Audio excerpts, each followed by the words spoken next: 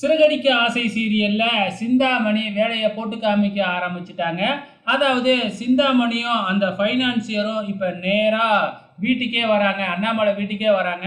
அதான் மனோஜ் வாங்கின 30,00,000க்கு வட்டி கொடுத்துக்கிட்டு தானே இருக்கான். அதுக்குள்ள எதுக்கு இங்க வரீங்க அப்படின்னு கேட்க, 30,00,000மா அதுக்கு மேலேயே என்கிட்ட கடன் வாங்கியிருக்கான் அப்படின்னு அவர் சொல்றாப்புல. என்ன சொல்றீங்க அப்படின்னு சொல்லிட்டு பேங்க்ல வச்சிருந்த வீட்டு பத்திரத்தை எடுத்து என்கிட்ட கொடுத்து அந்த பேங்க் கடனையும் என்கிட்ட காசு வாங்கி தான் அடைச்சாங்க அப்படின்னு சொல்லி அதற்கான ஆதாரம் எல்லாத்தையுமே அந்த ஃபைனான்சியர் அண்ணாமலை கிட்ட காமிக்கிறாப்புல.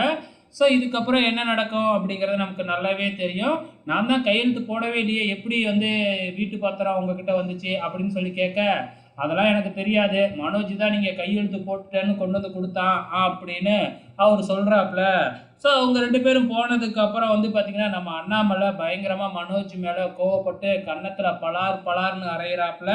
ஸோ அதே டைமில் மனோஜுக்கு அண்ணாமலை ஒரு தண்டனை கொடுக்க போகிறாப்புல. அது என்ன தண்டனையாக இருக்குன்னு தான் தெரியல, வெயிட் பண்ணி பார்க்கலாம்.